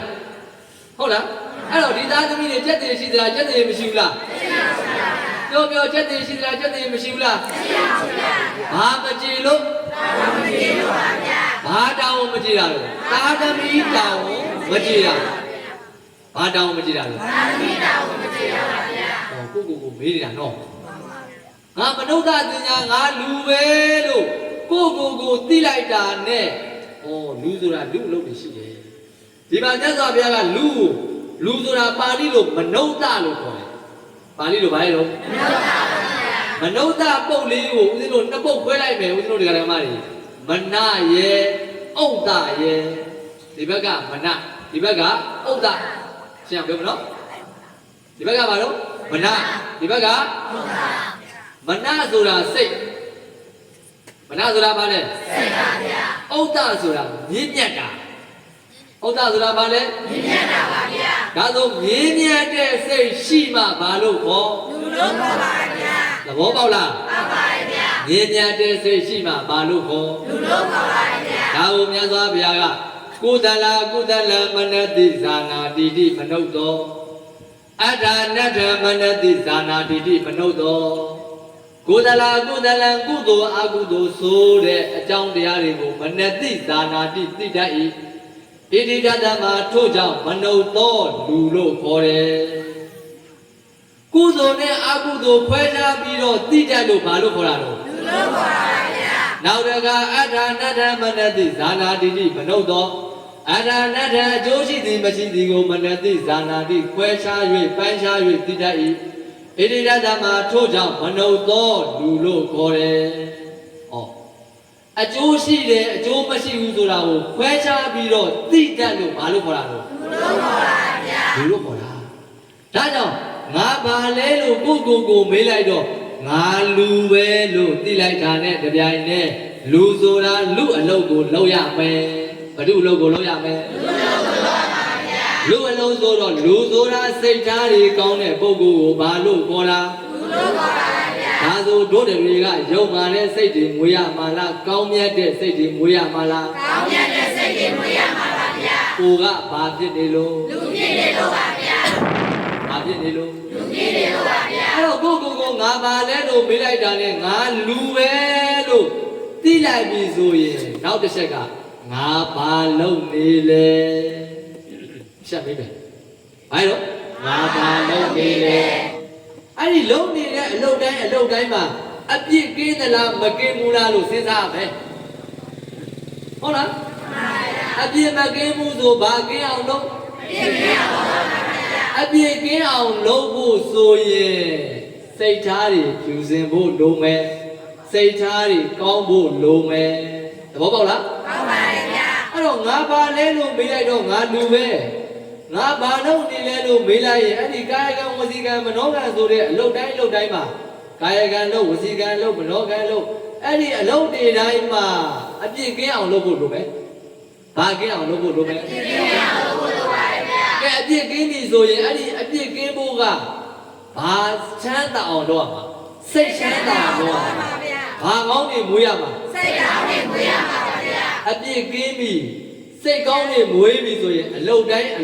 ကာယကံဝစီကံမနောကံဆိုတဲ့အလုပ်တွေမှာကုသိုလ်တွေဖြစ်နေမလားအကုသိုလ်တွေဖြစ်နေမလားကုသိုလ်တွေဖြစ်နေပါဗျာကုသိုလ်တွေဖြစ်နေရင်စိတ်ချမ်းသာမှာလားစိတ်မချမ်းသာမှာလားစိတ်ချမ်းသာမှာပါဗျာကဲဘဝမှာဒီလိုလေးနေမယ်ဆိုစိတ်မချမ်းသာဘူးလားစိတ်ချမ်းသာပါဗျာဒါကြောင့်ဘာအရေးတယ်တော့နေရေးဘာအရေးလဲဗျာနေရေးပါဗျာဟောအမျိုးမျိုးပေါ့လူဘဝမှာနေကြတာ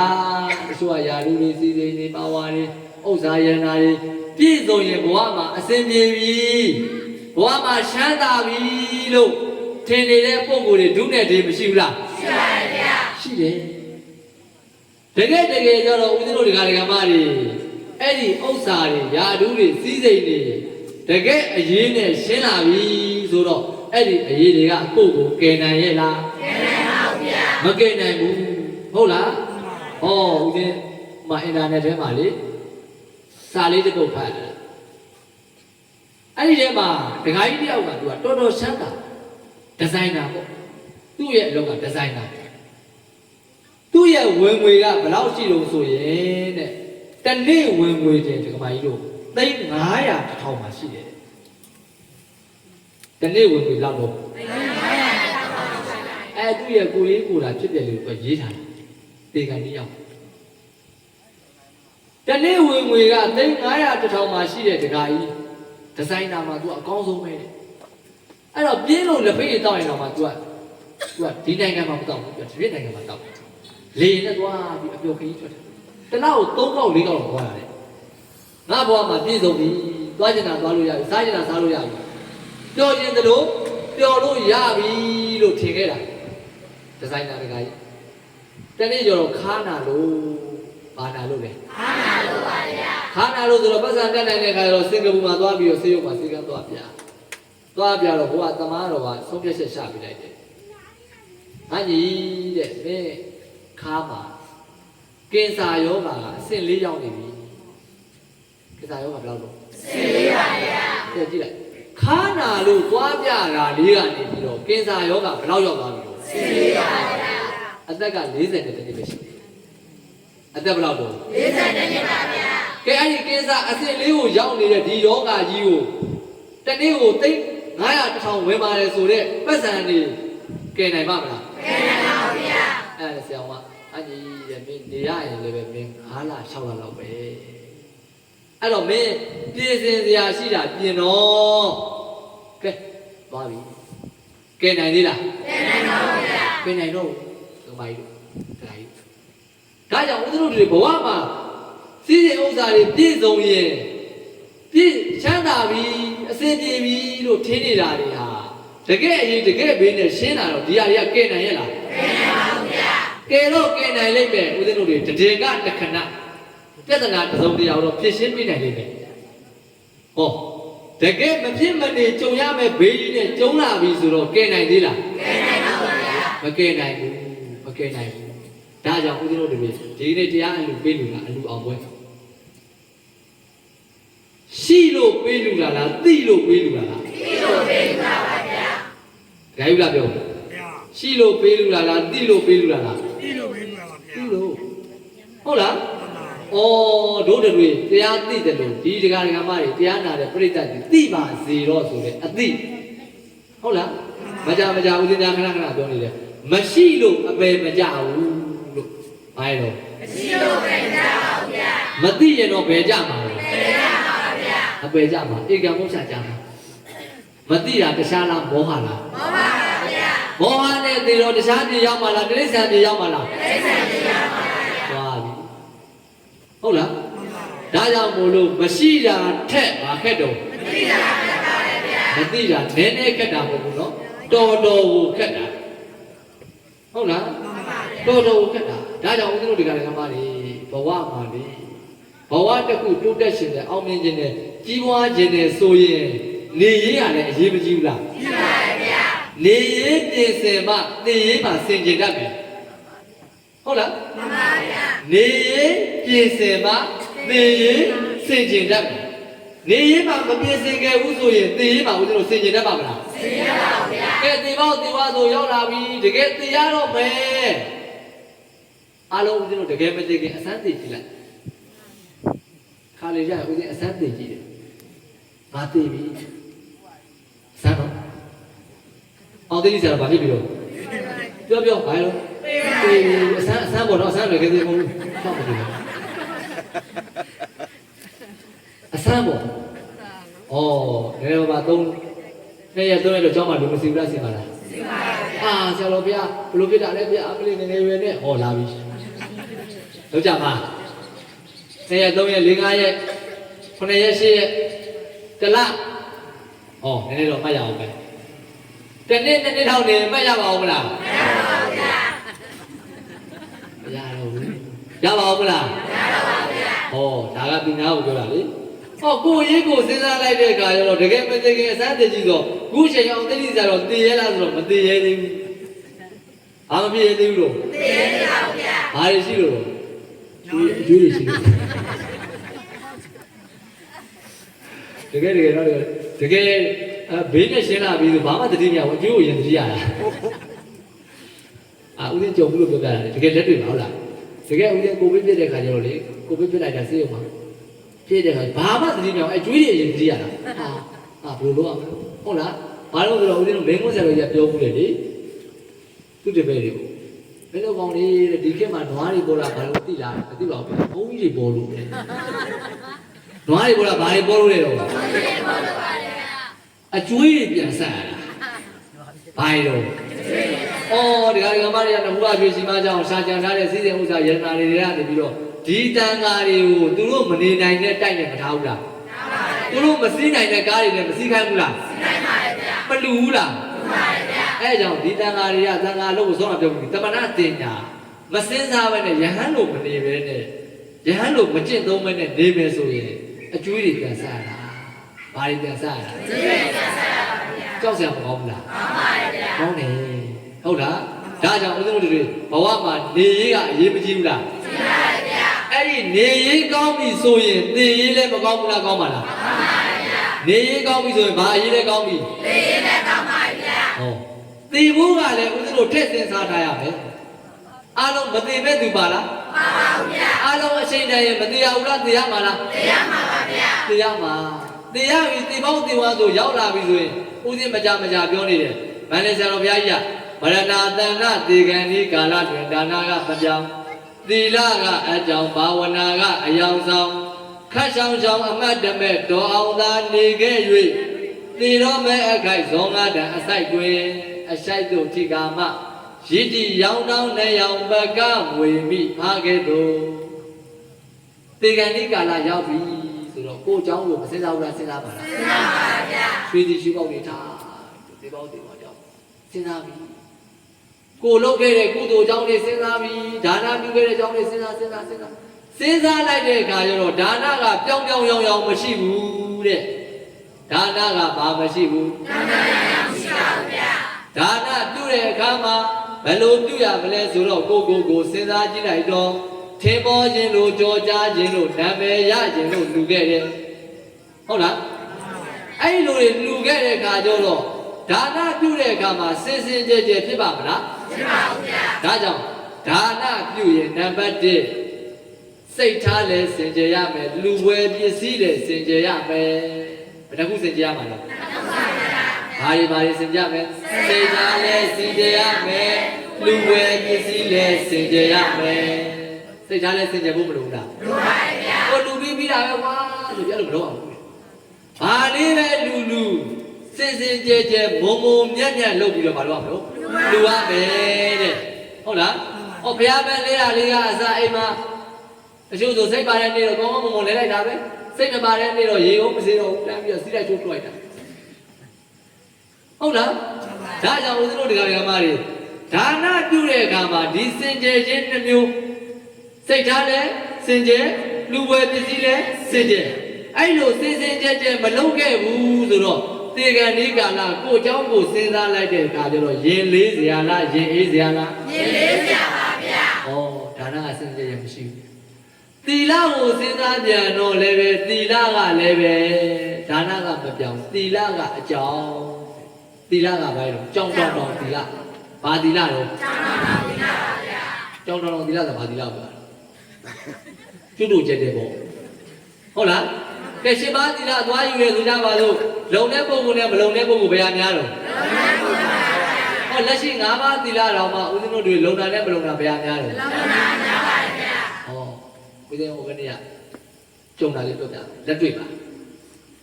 ဇင်းကြောင့်မှာလေဝိတော်ဘက်ကဆောင်းကျူကတခါကြီးတဲ့ပါအဲ့မှာအိမ်ကြီးကျောင်းကြီးကားကြီးလူထားတာရှိတယ်အဲ့ဒီတခါကြီးကိုသားသမီးတွေကနေပြီးတရားဆွဲလို့ရုံးတက်နေရတယ်မိဘတွေကဘယ်လိုတရားဆွဲရလဲသားသမီးတွေကမိဘကိုတရားဆွဲဒီတခါကြီးကိုသူသားတွေကတရားဆွဲတာတရားဆွဲလို့ရှေ့နေရလက်ပြန်လုံးကရုံငိမ့်သွားဦးဇင်းလေဟုတ်လားအဲ့မှာရှေ့နေတဲ့မှာကြီးကဦးဇင်းကိုမေးတယ်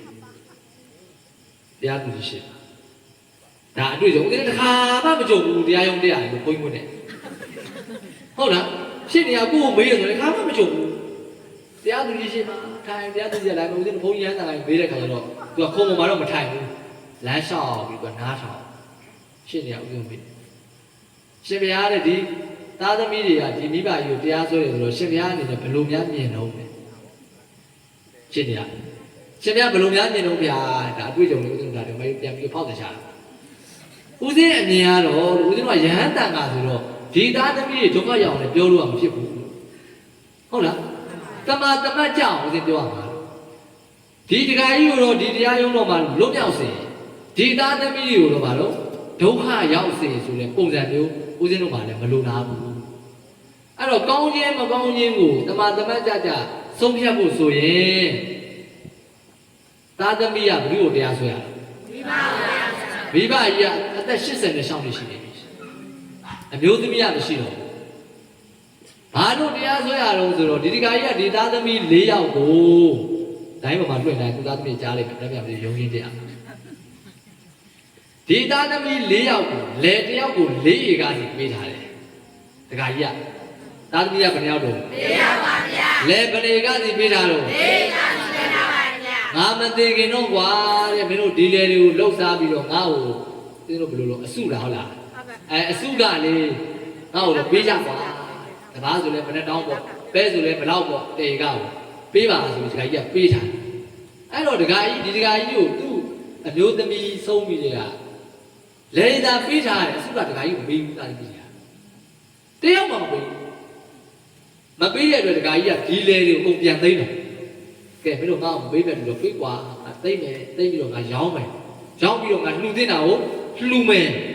ဆိုပြီးလုပ်လိုက်တာပြန်သိမ်းလို့ဆိုပြီးတော့တခါကြီးမလုပ်တာတော့တရားဆွဲတာအဲ့တော့ဒကာမကြီးရှင်းနေတယ်မကြီးကစဉ်းစားပေါ့ဗျာလို့ဒီဒကာကြီးကိုဒီသားသမီးတွေကဒီလေတွေပြန်သိမ်းလို့တရားဆွဲတယ်ဆိုတော့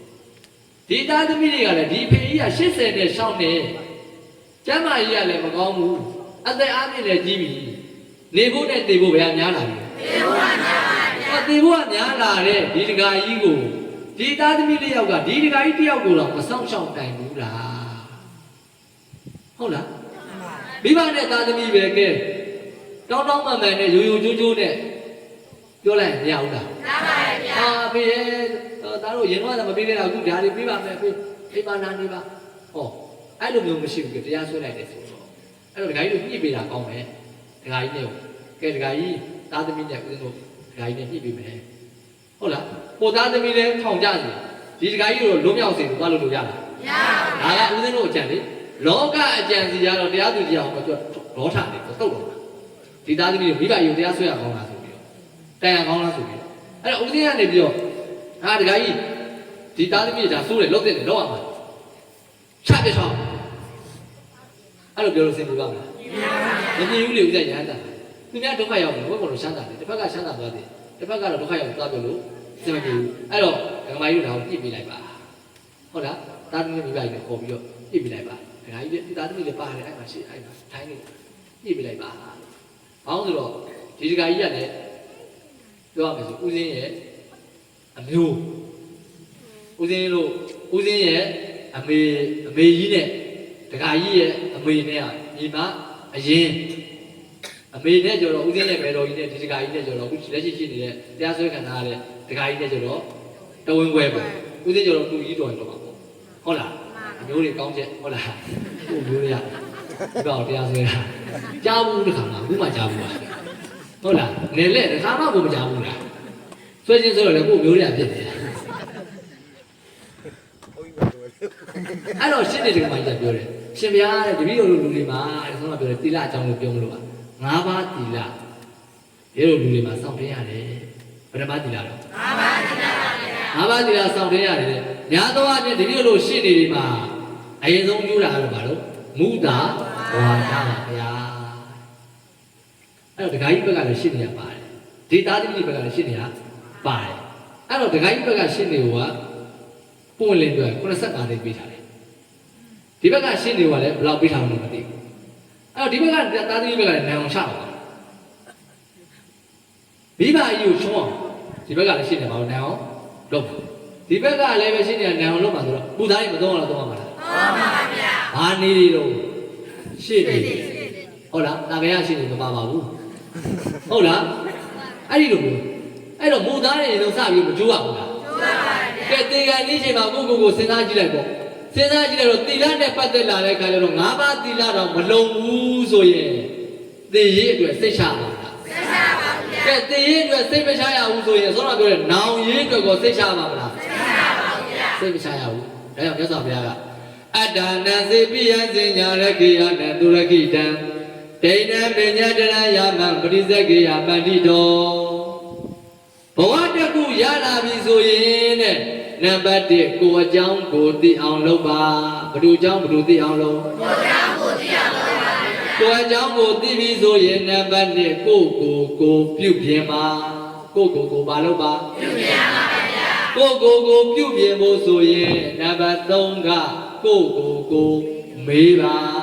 နံပါတ်3ကကိုဘာလုပ်ပါမေးပါဗျာကိုမေးပါအဲ့တော့ကိုဘဝကိုမြတ်စွာဘုရားကလူဘဝရနေတဲ့အတွက်ဒီဘဝကြီးကိုတန်ဖိုးထားတဲ့အလေးထားတဲ့မြန်နိုးတဲ့ဆိုရင်ဒီအချက်3ချက်နဲ့မေးပြီးတော့ငါပါလဲငါဘာလုပ်နေလဲဘယ်နှချက်လဲအဲ့တော့ငါပါလဲငါဘာလုပ်နေလဲငါပါလဲလို့မေးလိုက်တော့ငါတို့ရဲ့ဘဝကဘာဘဝလို့လူဘဝငါလူပဲလို့သိလိုက်တာနဲ့နေတဲ့လူဟာမနခင်မိုးလင်းကနေမိုးရှုပ်တဲ့ဒီကာယကံဝစီကံမနောကံဆိုတဲ့ကံ၃ပါးနဲ့မလှုပ်ရှားရဘူးလားလှုပ်ရှားပါပါဗျာအဲ့လိုကံ၃ပါးနဲ့လှုပ်ရှားနေတဲ့ကာယကံဝစီကံမနောကံဆိုတဲ့အမှုတွေမှာအပြစ်ကင်းအောင်လုပ်ပါဘာကင်းအောင်လုပ်ပါအပြစ်ကင်းအောင်လုပ်ပါကာယကံမဲ့လည်းဘာကင်းရမယ်အပြစ်ကင်းရပါဗျာဝစီကံမဲ့လည်းဘာကင်းရမယ်အပြစ်ကင်းရပါဗျာမနောကံမဲ့လည်းဘာကင်းရမယ်အပြစ်ကင်းရပါအပြစ်ကင်းပြီဆိုတော့ကောင်းကျိုးချမ်းသာတွေရမှာလားမရမှာလားရမှာပါဗျာကောင်းကျိုးချမ်းသာတွေရလာပြီဆိုရင်စိတ်ချမ်းသာပါလားစိတ်ဆင်းရဲပါလားစိတ်ချမ်းသာပါပါဗျာကဲစိတ်ချမ်းသာပြီဆိုရင်တည်ရအတွက်စိတ်မချရပါလားစိတ်ချရပါလားစိတ်ချရမှာပါဗျာတည်ရအတွက်စိတ်ချရပြီဆိုရင်နောင်ရအတွက်လည်းစိတ်မအေးရဘူးလားစိတ်အေးရပါဗျာဒါကြောင့်နေရတည်ရနောင်ရအရေးဘယ်နှပါတော့သုံးပါနံပါတ်1အနေနဲ့နေရေးကောင်းဖို့လိုတယ်။ဘာရေးကောင်းဖို့လိုတယ်။နေရေးကောင်းဖို့လိုပါတယ်ဗျာ။ကဲအလုံးလိုက်ဆိုနေရေးကောင်းဖို့အရေးနေရေးကောင်းဖို့အရေးတို့အရေးနေရေးကောင်းဖို့အရေးနေရေးကောင်းဖို့အရေးတို့အရေးသေရေးကောင်းဖို့အရေးသေရေးကောင်းဖို့အရေးတို့အရေးသေရေးကောင်းဖို့အရေးသေရေးကောင်းဖို့အရေးတို့အရေး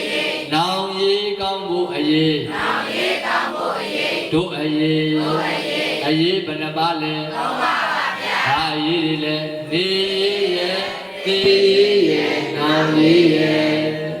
အဲ့တော့နံပါတ်1ဖြစ်တဲ့နေရေးကပို့ပြီးတော့အရေးမကြီးဘူးလားကြီးပါတယ်ဗျာအဲ့တော့နေရေးကောင်းဖို့အတွက်အချက်ကဘယ်နှချက်လဲ3ချက်ပါဗျာဘယ်နှချက်လဲ3ချက်ဘယ်နှချက်တော့3ချက်ပါဗျာအဓိကအချက်ပေါ့အဓိကအချက်ဘယ်နှချက်တော့3ချက်အဓိကအချက်3ချက်ကအဆုံးတော့ပြောပြီးပြီကိုเจ้าကိုသိအောင်လို့ကိုเจ้าကိုသိရင်ကိုပြုပြင် ကိုပြုပြင်ဖို့ဆိုရင်ကိုမေးပါကိုဘာလုပ်ပါမေးပါဗျာအဲ့ဒီလိုမေးပြီးဆိုမှဆုံးမပြောတယ်ငါဘာလဲငါဘာလုပ်နေတယ်ဒီနေ့ညတရားဒါအဲ့ပဲဟုတ်လားကိုမေးပြီးတော့ယဟန်ဆိုရင်လည်းယဟန်တင်ညာသမဏတင်ညာငါယဟန်ပဲလူဆိုရင်လူတင်ညာငါလူပဲလို့အရင်ဆုံးသိအောင်လို့လူပဲလို့သိလိုက်တာနဲ့လူအလုပ်လုပ်ရမှာလားတခြားအလုပ်လုပ်ရမှာလားလူအလုပ်ဆိုတော့စိတ်ထားကောင်းဖို့မလိုဘူးလားလိုပါတယ်ဗျာဟောအချက်တွေကတစ်ချက်နဲ့တစ်ချက်ကဒုံတွဲပြီးတော့ဆက်ဆက်မိနေတာလေအဲ့ဒီအချက်တွေနဲ့ဦးဇင်းတို့တွေကိုပြုပြင်စင်ကြင်ပြီးတော့လေထိုင်လိုက်မယ်ဆိုရင်သေရေးမကောင်းဘူးလားကောင်းပါတယ်ဗျာသေရေးကအလုံးမရင်ဆိုင်ရဘူးလားရင်ဆိုင်ရမှာလားရင်ဆိုင်ရမှာပါဗျာကဲရင်ဆိုင်ရပြီဆိုရင်သေရေးပြောင်းပြောင်းမတ်နဲ့ကောင်းမွန်သေနိုင်ဖို့မလိုဘူးလားလိုပါတယ်ဗျာသေရေးကောင်းပြီဆိုရင်ဘာအရေးလဲကောင်းပြီကောင်းရေးလဲကောင်းပြီအဲ့တော့အရေးဘယ်နှပါကောင်းပါပါဗျာတရားကောင်းစဉ်ကအရေး၃ပါးအလေးထားဘာလဲတော့လေးသုံးပါအလေးထားပါဗျာအဲ့တော့နေရေးကိုအဓိကအလေးထားပြီးတော့ကိုပြုပြင်စင်ကြင်ပြီးတော့နေနိုင်ကျင့်သုံးနိုင်ကြတဲ့သူတော်ကောင်းတွေဖြစ်နိုင်ကြကိုပြည်လျက်ဘဝမှာဓမ္မနဲ့တည်ဆောက်ပြီးတော့မိမိတို့ရဲ့ဘဝကိုနေရေးမှာကာယကံဝစီကံမနောကံဆိုတဲ့ကံ၃ပါးတွေကကာယကံလည်းအပြည့်ကင်းအောင်ဝစီကံလည်းအပြည့်ကင်းအောင်မနောကံလည်းအပြည့်ကင်းအောင်အလုံးလိုက်ဆိုပြောမြည်ကြံလဲသင်စိတ်တဲ့အမြဲစင်ကြင်ပါပြောစေမှလဲသင်စိတ်တဲ့အမြဲစင်ကြင်ပါပြောပြပြန်လဲသင်စိတ်တဲ့အမြဲစင်ကြင်ပါလုံးမြည်ကြံလဲသင်စိတ်တဲ့အမြဲစင်ကြင်ပါလှုပ်ဆဲမှလဲသင်စိတ်တဲ့အမြဲစင်ကြင်ပါလှုပ်ပြီးပြန်လဲသင်စိတ်တဲ့အမြဲစင်ကြင်ပါတွေးမိကြံလဲသင်စိတ်တဲ့အမြဲစင်ကြင်ပါတွေးစေမှလဲသင်စိတ်တဲ့အမြဲစင်ကြင်ပါတွေးပြီးပြန်လဲသင်စိတ်တဲ့အမြဲစင်ကြင်ပါကာယကံဝစီကံမနောကံဆိုတဲ့ကံ၃ပါးလုံးစင်ကြင်သုံးသပ်ဖို့မလိုဘူးလားလိုပါတယ်ဗျာဥပမာစကားတစ်ခွန်းပြောတော့မယ်ဆိုရင်မပြောခင်လည်းပြောတဲ့သလားမပြောတဲ့ဘူးလားဘာလို့ရမလဲစင်ကြင်ရမယ်ဘာလို့ရမလဲစင်ကြင်ရပါမယ်ဗျာဥပမာစကားတစ်ခွန်းပြောတော့မယ်ဆိုရင်အဲ့ဒီစကားကိုလေမြတ်စွာဘုရားကဒီသုဒ္ဓဝါဒသုတ်တံမှာဘာပြောထားလဲဆိုတော့စကားပြောတော့မယ်ဆိုရင်တဲ့မှန်ကန်၍အကျိုးရှိတဲ့စကားကိုအရှိန်အခါကြည့်ကမေတ္တာတရားဖြင့်နူးညံ့သိမ်မွေ့စွာပြောပါဘယ်နှချက်လဲ၅ချက်မှန်ကန်၍အကျိုးရှိသောစကားကိုအရှိန်အခါကြည့်ကမေတ္တာတရားဖြင့်နူးညံ့သိမ်မွေ့စွာပြောပါဘယ်နှချက်တော့၅ချက်ပါဗျာမှန်တိုင်းပြောရမှာလားမပြောရဘူးလားမပြောရဘူးဟုတ်လားမှန်တိုင်းပြောလို့မရဘူးဒါရမှန်ပြီဆိုရင်တစ်ဖက်ကလည်းအကျိုးရှိတာမရှိတာဘာလို့မလို့စဉ်းစားတာဟုတ်လားမှန်တော့မှန်တယ်တစ်ဖက်မှာအကျိုးမရှိဘူးဆိုအဲ့ဒါမပြောရဘူးမှန်တော့မှန်တယ်တစ်ဖက်ကဒုက္ခရောက်သွားမယ်ဆိုပြောရမှာလားမပြောရဘူးလားပြောပါဘူးဗျာဟာလင်မယားချင်းကွဲမဲ့ကိစ္စမှန်တိုင်းပြောပြလို့ရပါမလားမရပါဘူးဗျာသားနဲ့သမီးစိတ်ဝမ်းကွဲဖို့ကိစ္စမိဘနဲ့သားသမီးစိတ်ဝမ်းကွဲမဲ့ဆိုဒီဟာကြီးပြောလို့ရပါမလားမရပါဘူးဗျာမရဘူးတို့ကမှန်မဲ့ဝင်းမဲနဲ့မလုပ်ရဘူးဟုတ်လားမှန်ကန်၍အကျိုးရှိတဲ့စကားကိုအရှိန်အခါကြည့်ကဘာလဲကြည့်ရမှာလဲအရှိန်အခါကြည့်ရမှာအရှိန်အခါမကြည့်ဘဲနဲ့လည်းမပြောရဘူးတချို့ကအရှိန်အခါကိုမဆောင်လို့ပြောရင်လည်းပြောချရတော့လားပြောရင်တော့အာကြီးတို့အိမ်ချစ်ထွက်ဆောင်နေတာဘယ်လိုပြောရမလဲပြောချင်နေတာလေဟုတ်လားဒါကြောင့်မလို့မှန်ကန်၍အကျိုးရှိတဲ့စကားကိုအရှိန်အခါကြည့်က ဘာလဲပြောရမှာ မေတ္တာတရား မေတ္တာတရားနဲ့နူးညံ့တဲ့လို့ဆိုတာပြောပါစကားပြောတဲ့ခါဒါကြောင့်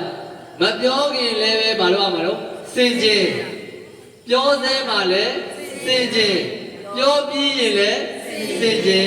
ကာယကံဝစီကံမနောကဒီလိုသုံးပါတော့ဒီတိုင်းလေးစင်ကြင်သွားမယ်ဆိုရင်အပြစ်မကင်းဘူးလားကင်းလားကင်းပါဗျာကဲအပြစ်ကင်းပြီဆိုစိတ်မချမ်းသာဘူးလားကဲစိတ်ချမ်းသာနဲ့လူ့ဘဝမှာနေထိုင်ရပြီဆိုရင်ပြောစရာမကောင်းဘူးလားကောင်းပါဗျာကဲဒါကြောင့်နေရင်ဘာလို့စင်ကြင်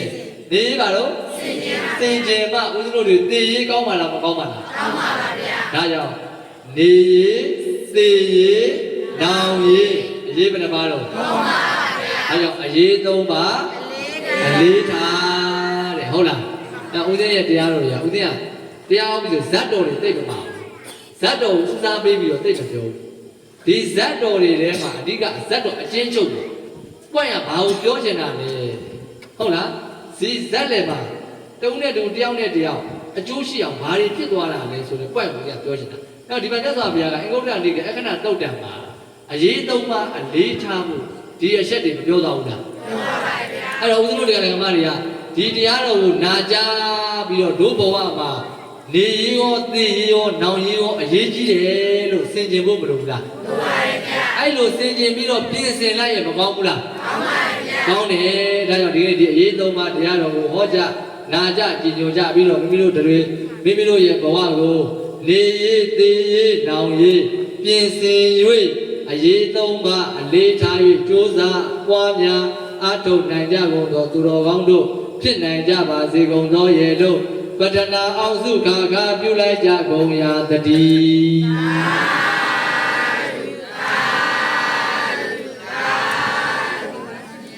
တဏှာကြီးပဲဟောလို့ပြောတာနော်ကဲဒါကြီးစီးတယ်